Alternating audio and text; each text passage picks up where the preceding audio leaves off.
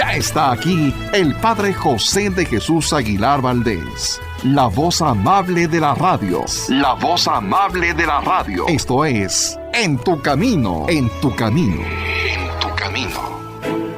Todas las personas alguna vez en nuestra vida hemos tenido fallas, caídas y desde luego hemos cometido errores. Pero, ¿sabías que podemos aprender mucho de estas faltas? Quédate y a través de diferentes meditaciones que nos comparte el Padre José, aprendamos el arte de aprovechar nuestras faltas en esta 9ª sesión.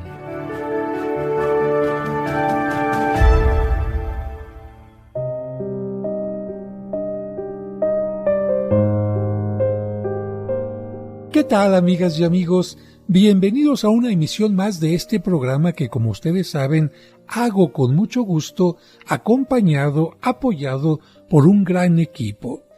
Y si se encuentran bien, espero que se encuentren mucho mejor después de este programa. Recuerden que estamos hablando de el arte de aprovechar nuestras faltas. Sí, en lugar de ver nuestras faltas, nuestros errores, nuestras fallas como piedras que nos hacen tropezar, utilizarlas más bien como piedras que nos ayudan a tener un camino sobre el cual podemos caminar más fácilmente, más seguramente, con más sabiduría. Si nos quedamos a contemplar y a llorar únicamente nuestras faltas, no vamos a crecer. Si reconocemos las faltas y vemos la manera en que nos pueden ayudar a ser mejores, entonces sí podemos crecer. Y esto es exactamente lo que Dios invita a hacer a toda persona que ha caído. No a quedarse en el lodo, sino a limpiarse, tomar fuerzas, levantarse y seguir caminando. Así que vamos a comenzar hoy con la meditación número 17. El título es Nuestros malos hábitos nos deben hacer reconocer que necesitamos un Salvador. Punto número 1. Nosotros solos no lograremos salvarnos. Un sabio padre jesuita, notable escritor, repetía esta frase: de todos los mensajes del Nuevo Testamento, el que más me produce esperanza y consuelo es el que le dijo el ángel a San José: al niño que va a nacer le pondrás por nombre Jesús, porque él salvará al pueblo de sus pecados. Esto lo escuchamos en el Evangelio de San Mateo, capítulo 1, versículo 21.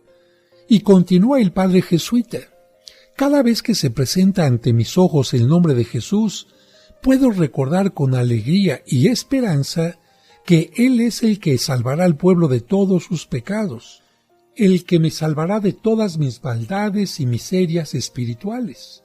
Para eso vino expresamente desde el cielo. Recordemos que el nombre de Jesús en hebreo significa el que salva, el Salvador.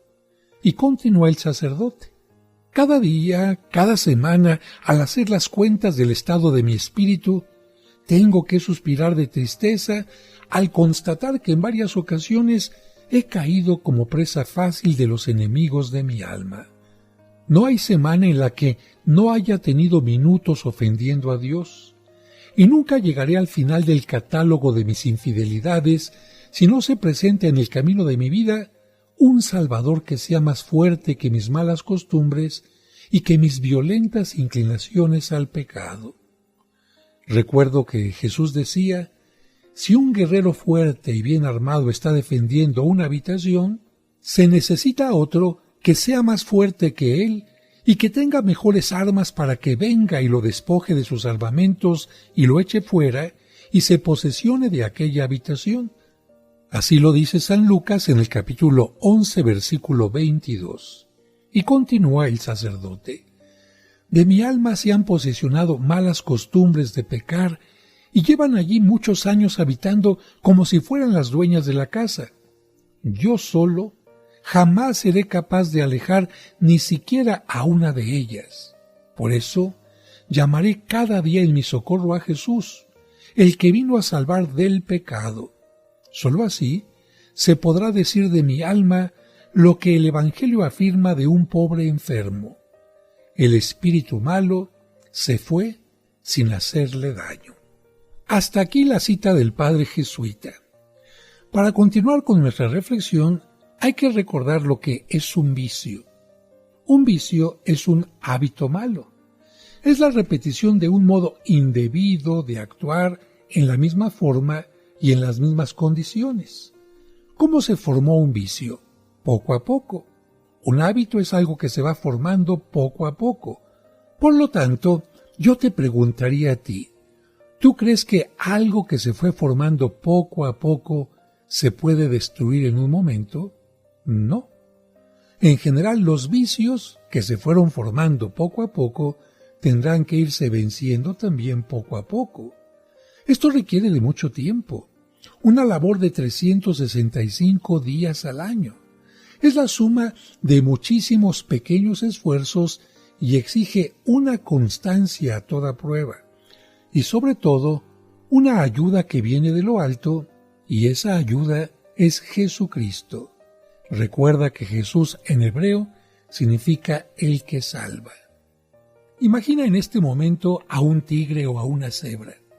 Estos animales, por más que quieran, no pueden cambiar las manchas de su piel, pero hay una buena noticia. Tú y yo sí podemos cambiar nuestros malos hábitos con tal de que no seamos de esas personas que desean, pero no quieren. O de esos que andan diciendo siempre, quisiera, pero nunca se arriesgan a gritar, lo quiero de verdad y trataré de conseguirlo a cualquier costo. Si pones atención, te habrás dado cuenta de que a lo largo del programa mi voz se ha ido enronqueciendo poco a poco. ¿Qué es lo que tengo que hacer para que vuelva a estar totalmente bien? Igual, dejarla descansar un poco, otro poco y otro poco para que se recupere. Pues lo mismo sucede cuando tenemos malos hábitos. Hay que tener mucha paciencia para que del hábito malo se pueda pasar al hábito bueno.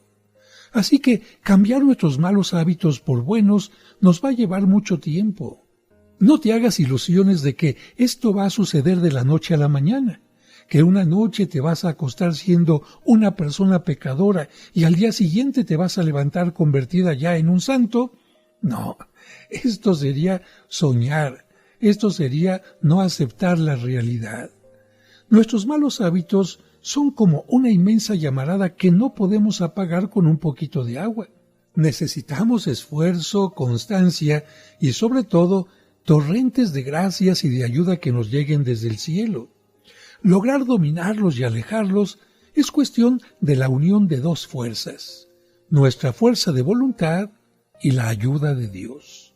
Ni yo solo, ni Dios solo, sino los dos trabajando como socios unidos en una gran batalla. Y nos vamos a quedar maravillados y asombrados al comprobar cómo si nos apoyamos en el poder de Jesucristo y confiamos en su bondad e imploramos su ayuda, seremos capaces de cosas que nos parecían imposibles y sin embargo, con Él y con mi esfuerzo, las podremos conseguir. Y si alguien me llega a preguntar ¿cómo le hiciste?, yo le voy a decir, tengo un Salvador. Su nombre es Jesucristo. Vino desde el cielo para salvarme. Y si quieren un ejemplo de cómo la unión hace la fuerza con Él, aquí está este ejemplo. Pedro y sus compañeros, todos pescadores, habían estado lanzando la red toda la noche. Habían trabajado muy duro y con arte, en los sitios mejores, con las mejores técnicas, sudando y esforzándose. ¿Y qué pasó? Nada de pesca. Sin embargo, Jesús subió de repente a su barca, les mandó echar otra vez la red y la pesca fue muy abundante. La pericia de los veteranos pescadores no sirvió de nada. Fue la palabra de Jesús, su presencia, la que hizo el milagro. Habían estado pescando toda la noche sin la compañía de Jesús y ¿qué obtuvieron? Nada. En cambio, por la mañana, con Cristo en la barca, obtuvieron tal cantidad que las barcas se hundían. Puede ser que esto te haya sucedido a ti, a mí, a nosotros. Luchamos, trabajamos sin llamar a Cristo y no logramos nada. En cambio, lo llamamos, lo invitamos a que colabore con nosotros y nuestra red se llena de triunfos. Así que Cuando me encuentre como Pedro y los apóstoles, con los brazos caídos frente a una pesca de triunfos espirituales que no logro conseguir, y sienta ganas de decir, ya he lanzado demasiadas veces la red, es inútil insistir, deberé luchar contra el pesimismo y exclamar, traté de pescar yo solo y nada obtuve, pero en nombre de Jesucristo, mi Salvador y mi amigo, lanzaré una vez más mis redes. ¿Y qué va a pasar? Los éxitos espirituales, estoy seguro, llenarán hasta el borde mi barca y seguiré repitiendo la hermosa frase de San Pablo, todo lo puedo en Cristo que me fortalece. Señor Jesús, aumentanos la fe en tu poder. Recuérdanos que no hay mal hábito tan enraizado que tu inmenso poder no pueda arrancar. De todo mal hábito, líbranos, Señor.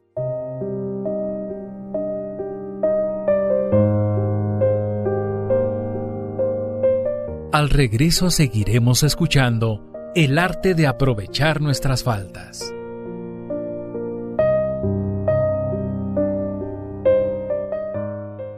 Al reunirnos en nombre del Señor. En el nombre del Padre, y del Hijo, y del Espíritu Santo. Amén. La Santa Misa, celebrada por el Padre José de Jesús Aguilar Valdés, todos los domingos a las 12 del mediodía, aquí, en Tu Camino. Cristo está en medio de nosotros. En Tu Camino. En Tu Camino. Con el Padre José de Jesús Aguilar Valdés, la voz amable de la radio. Dios te salve María, Virgen sin mancha.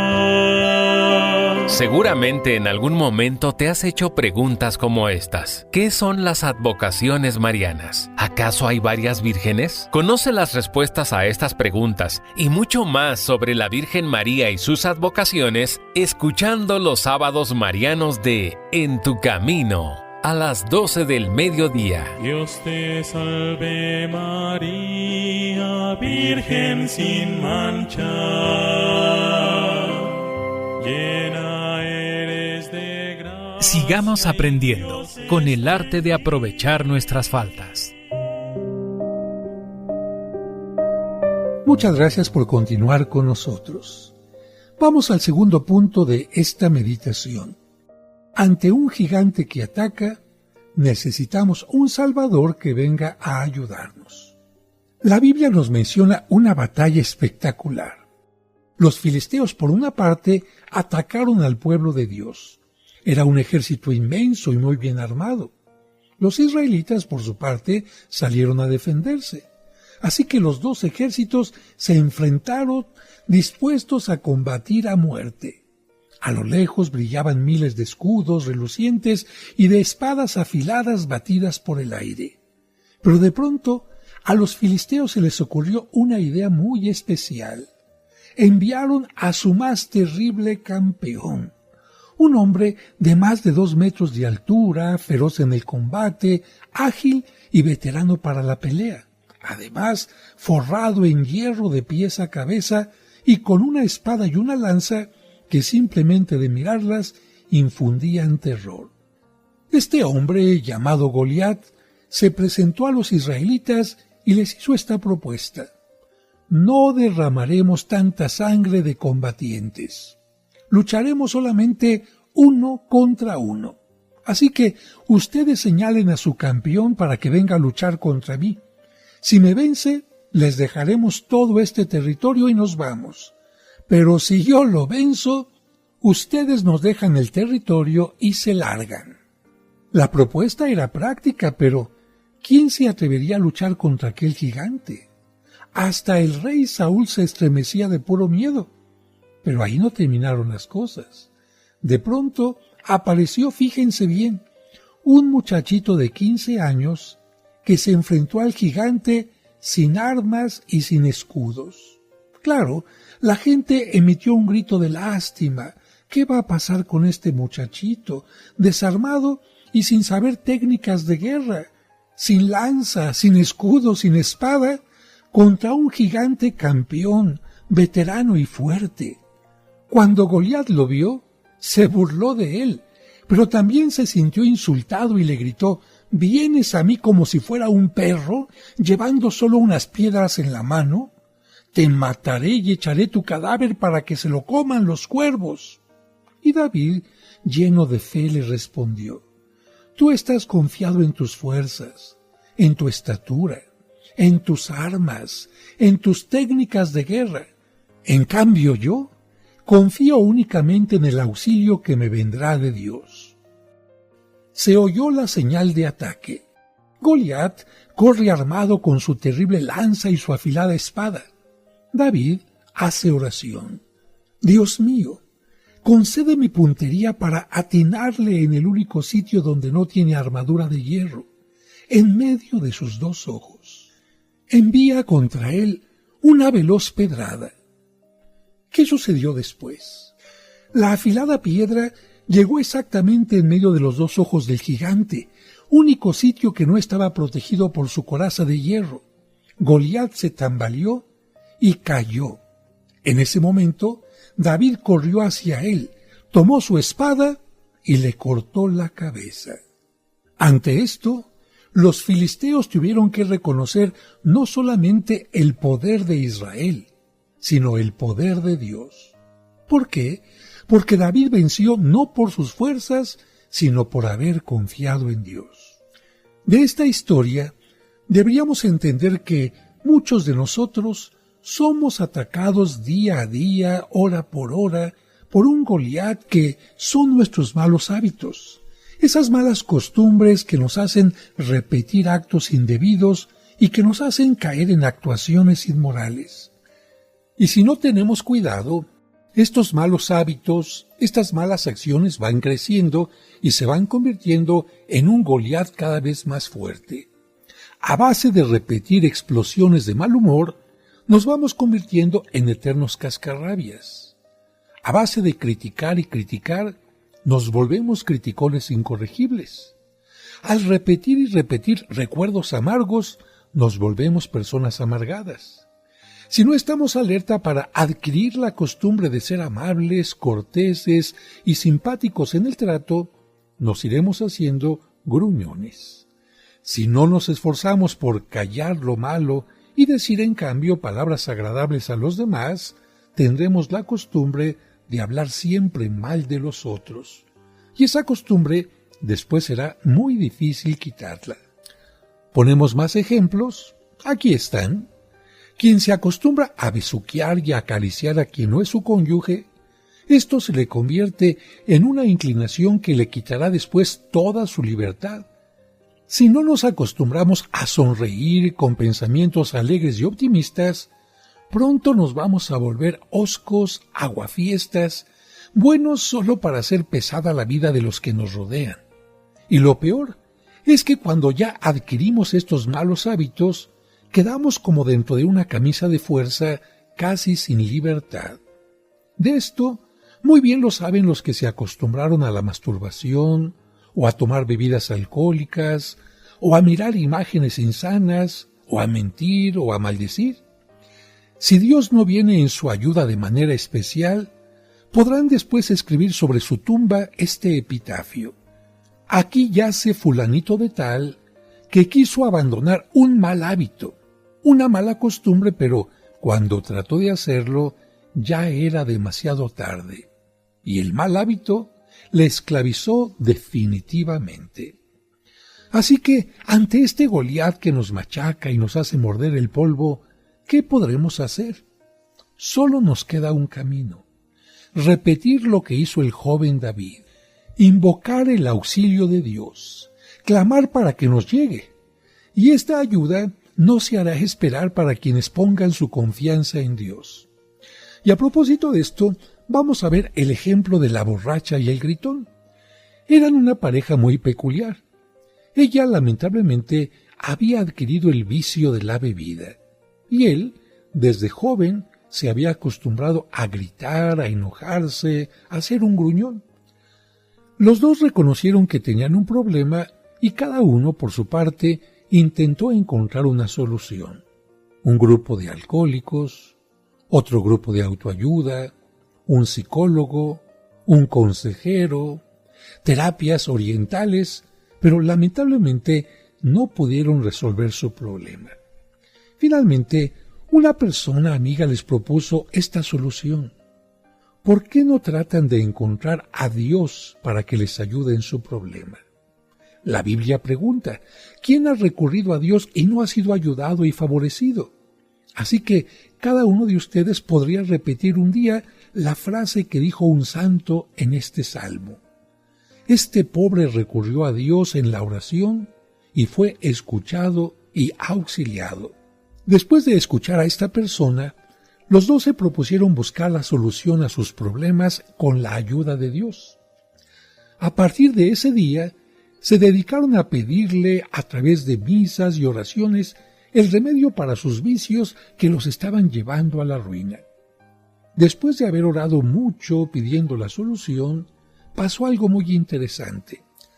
Un domingo, a mediodía, después de comer, sus hijos les pidieron permiso para salir a jugar. Claro, el permiso fue concedido y los chiquillos salieron al parque que estaba enfrente. Los papás se asomaron por la ventana para ver a qué iban a jugar y se quedaron admirados por esto. Todos los niños del vecindario se habían reunido en el mismo parque, y como eran muchos y no sabían a qué jugar, a uno se le ocurrió esta idea: que cada uno pase al centro por turnos y arremedie a una persona. Sí, que imite a una persona a la que conozca muy bien, y le daremos un premio a quien imite mejor. La primera que levantó la mano para pasar fue la hija del matrimonio conflictivo, y gritó: «Yo voy a arremedar a una mamá borracha». Y empezó a repetir todo lo que hacía su propia madre cuando llegaba borracha a la casa. Se ladeaba peligrosamente hacia la derecha y a la izquierda, y caminaba con pasos inciertos, repitiendo palabras sin sentido, hasta finalmente terminar cayendo de medio lado por el suelo y quedándose dormida con la boca abierta. Todos los niños aplaudieron y gritaron: «¡Ey! ¡Es tu mamá! Te pareces mucho a ella, la imitaste muy bien». Luego, mientras mamá en la ventana palidecía y sudaba frío, pasó al centro el hermanito y gritó: «Yo voy a arremedar a un papá gritón y regañón». Y comenzó haciendo que abría la puerta de la casa y gritaba a todo pulmón: «Aquí todo está desordenado, vieja bruta, no sabes cocinar, chiquillos idiotas, todo lo hacen mal». Y así continuó con una letanía de insultos y gruñonadas, mientras que los demás niños aplaudían y exclamaban: «Bien, muy bien, es tu papá, lo imitas perfectamente». El papá contemplaba boquiabierto aquella impresionante escena. Trató de tomar la mano a su esposa y notó que las manos de los dos tenían un sudor muy frío.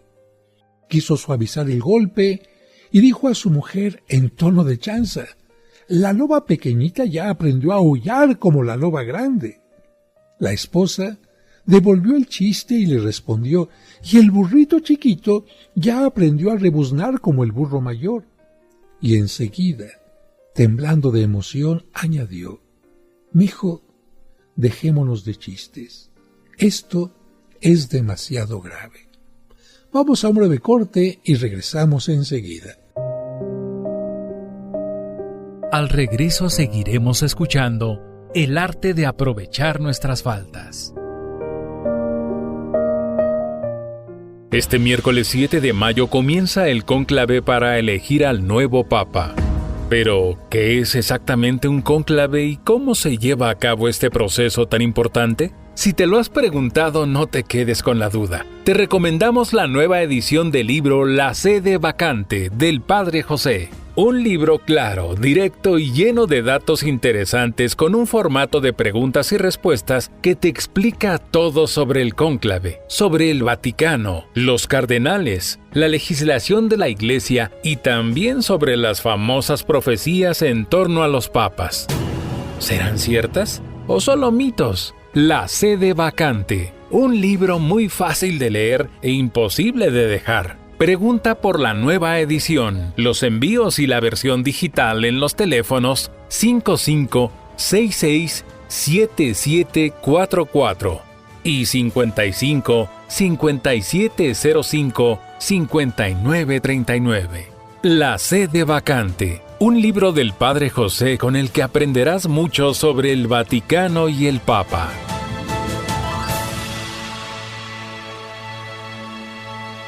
Estás escuchando En tu Camino con el Padre José de Jesús Aguilar Valdés, la voz amable de la radio.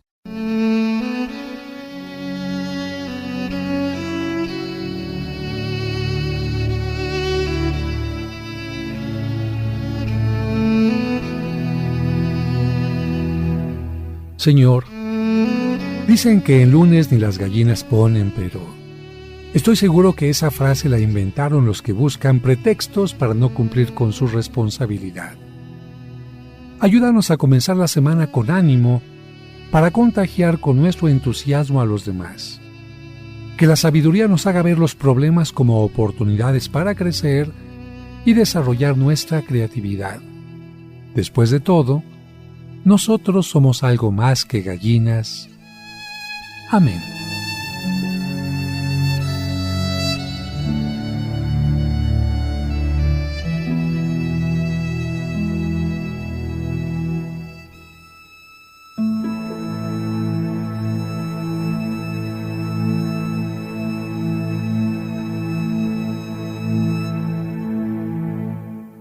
Sigamos aprendiendo con el arte de aprovechar nuestras faltas.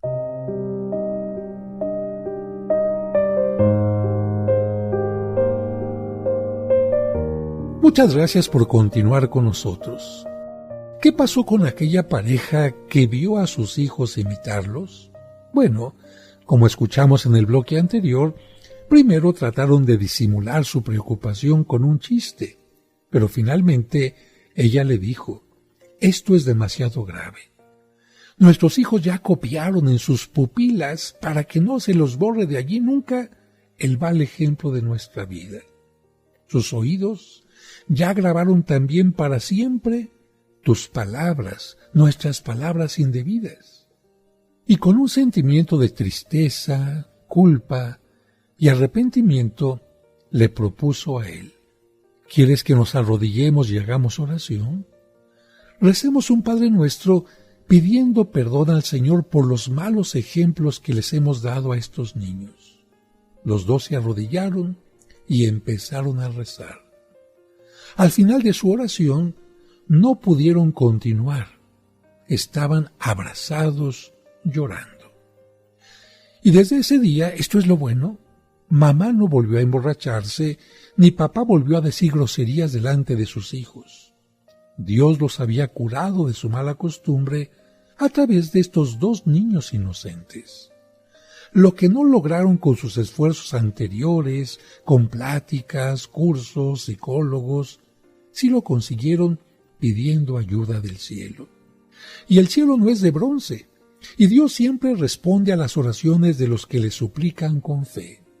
No hay mal hábito, por grande y antiguo que sea, que el poder de Jesucristo no logre extirpar y alejar de nosotros. Por lo tanto, hagamos la prueba. Haz la prueba y verás qué milagrosos son los frutos de la oración, también en este campo tan peligroso de los malos hábitos. Haz la prueba. Quedarás boquiabierto al ver los espléndidos resultados.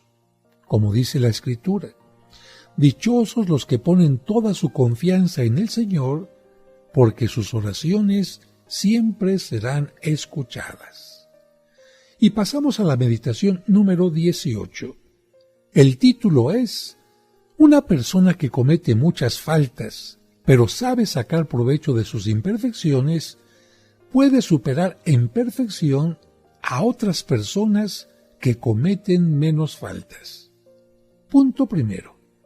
En cada caída podemos aprovechar para tomar un sorbo del cáliz de la amargura.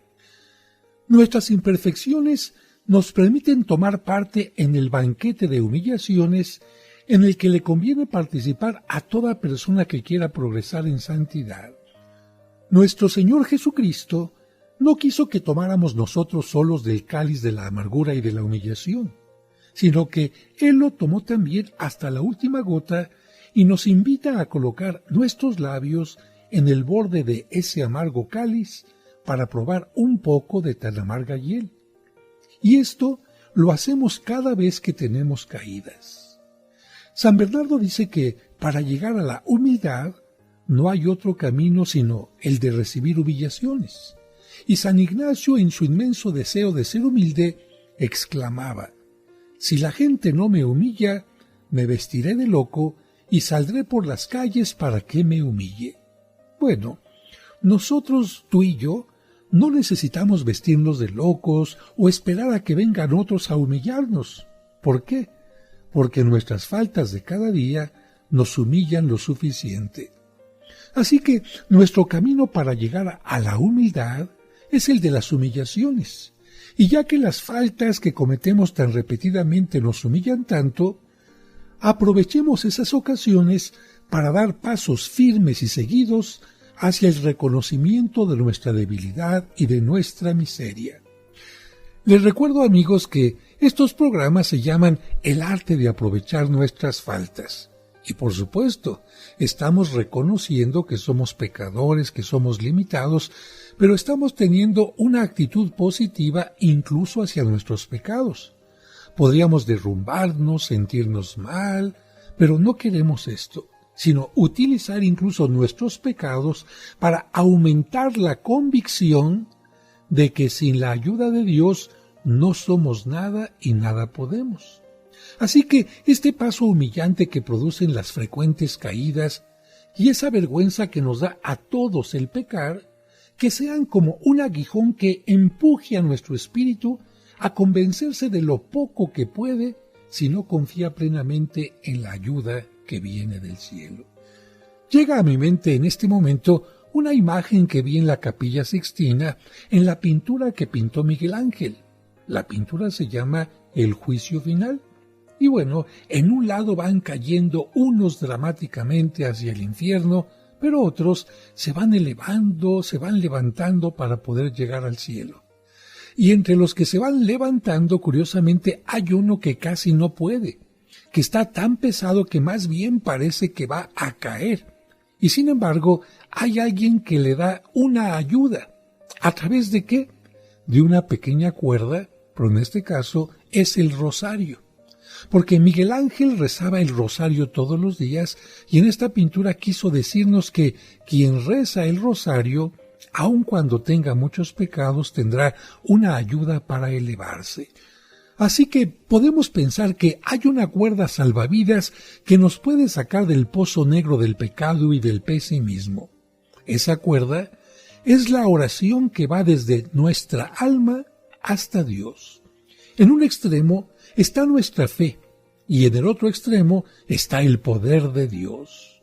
Así que pidamos al Señor para que nuestro miedo, nuestra falta de fe, no vayan a hacer jamás que nosotros nos soltemos de esa cuerda salvadora. Jesús decía que si alguien quiere que lo coloquen en sitios de primera clase, se coloque en el último lugar. Pues esos pecados que tanto nos esclavizan tienen que llevarnos al último lugar en la estimación que tenemos de nuestras propias fuerzas. Y cuando Dios nos vea allá en los últimos lugares, pero convencidos de nuestra nada y de la total incapacidad de nuestras fuerzas humanas para conseguir triunfos espirituales, entonces seguramente nos hará subir a los primeros lugares, porque entonces ya no tenemos tanto peligro de llenarnos de vanagloria y orgullo. San Francisco de Sales decía: supongamos que una persona tropieza frecuentemente en el camino hacia la santidad y comete muchas imperfecciones, pero no se deja dominar por la tristeza o la inquietud y no se desanima. En cambio, aprovecha todas esas flaquezas para practicar mejor la virtud de la humildad. Y que en cambio, otra persona tiene una docena de cualidades naturales y necesita menos sacrificio para poder practicar la virtud, pero es menos humilde, menos desconfiada de sus solas fuerzas y menos humillada que la anterior. Pues yo creo que la primera, aunque sea más débil, puede llegar a mayor grado de santidad que la segunda. San Pedro, continúa San Francisco, quizás tenía más defectos que los demás apóstoles y cometió más imperfecciones quizás que los otros. Pero Jesús lo eligió como jefe de los apóstoles porque este santo aprendió a confiar muchísimo más en el poder de Jesucristo que en sus propias cualidades o en sus buenos propósitos. Santa Juana, recordando las enseñanzas de San Francisco de Sales, escribía: «Eso de desanimarnos por tantas caídas e imperfecciones puede ser una simple tentación de nuestra vanidad. ¿Acaso es que está en nuestro poder conservarnos sin ninguna mancha en el alma y sin ninguna falta en nuestro comportamiento? Para ello necesitaríamos ser ángeles. Así que aceptemos que estamos viajando por un valle de lágrimas lleno de tropiezos y de peligros, de debilidades y de malas inclinaciones. Así que no nos tomemos tan en serio, porque no fuimos creados impecables. ¿Que cometimos faltas? Pues aprovechemos para humillarnos, para reconocer que por nuestras solas fuerzas solo somos capaces de revolcarnos entre el barro del pecado. Confiemos en Dios, que es nuestro Padre y nos ama, y Él sabe muy bien de qué barro hemos sido hechos. Mucho más nos aprovecha pedir perdón humildemente a Dios, ser comprensivos con los débiles y suplicar insistentemente la ayuda, que vivir desanimándonos por ser criaturas manchadas e inclinadas hacia el mal. Vamos a un breve corte y regresamos enseguida.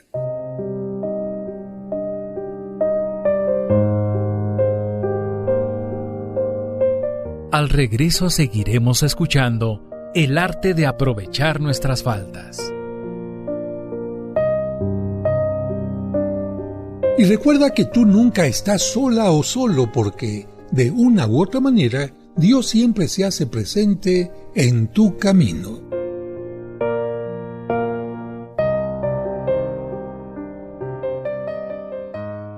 En tu camino. En tu camino, con el Padre José de Jesús Aguilar Valdés, la voz amable de la radio. ¿Alguna vez te has preguntado cómo se elige al Papa? ¿Qué es un cónclave y quiénes votan en él? ¿Existió alguna vez una mujer papa? La sede vacante. Un libro escrito por el Padre José que es una guía fascinante que a través de preguntas y respuestas aclara todos los aspectos del proceso de elección papal. Conoce el cónclave, cómo se organiza y quiénes participan en él, y descubre mucho más sobre la historia del Vaticano y su líder espiritual. La sede vacante. Adquiere la nueva versión actualizada en la parroquia de los Santos Cosme y Damián, Serapio Rendón 5, Colonia San Rafael, a 2 calles del Metro San Cosme o a 3 calles del Metrobús Revolución. Sigamos aprendiendo con el arte de aprovechar nuestras faltas.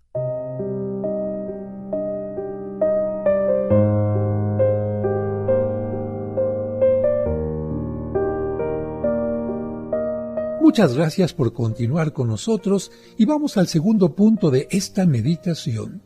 Sintiéndonos más culpables que santos, podremos progresar más. Y para que comprendan esto mejor, les voy a poner 3 casos. Es frecuente que en la Sagrada Escritura, cuando Dios elige a una persona para que colabore con Él, para que sea su mensajero, para que sea su profeta, la persona se asuste porque siente que es incapaz y que es muy pecadora. Sin embargo, les atrae la misericordia de Dios. Por ejemplo, cuando Dios se le apareció a Isaías y le preguntó: ¿a quién enviaré para que lleve mis mensajes?, el profeta se ofreció de muy buena gana, pero al mismo tiempo se asustó y dijo: ¡ay de mí, que soy un hombre de labios manchados! ¿Qué pasó? Dios manda en ese momento a un ángel para que le purifique los labios con un carbón y lo acepta como su mensajero. Pero primero, Isaías reconoció su vileza y su pecado. Lo mismo le sucedió a San Pablo. Dios lo eligió para llevar el Evangelio a muchas naciones, pero el apóstol no pudo olvidar nunca el tiempo en que perseguía a la Iglesia, y esto le hacía sentirse el último y el más indigno de todos los apóstoles. Semejante humildad le atraía muchas bendiciones del cielo. ¿Y qué decir de San Pedro? El día de la pesca milagrosa se arrodilló ante Jesús para decirle: «Apártate de mí, Señor, porque soy un pecador». Pedro se creía un pecador porque era un pecador, y Jesús aceptó el humilde reconocimiento que hizo de su propia indignidad para perdonarle sus pecados y nombrarlo jefe de su iglesia. Pero antes hizo que se sintiera culpable e indigno, porque en realidad lo era. ¿No será esto lo que el Señor está deseando de nosotros, de ti y de mí?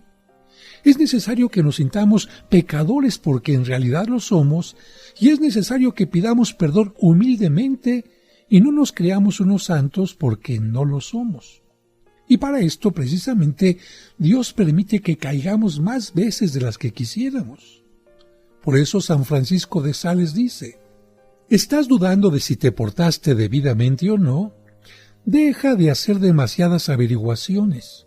Mejor, reconócete pecador, débil, con el alma manchada y herida.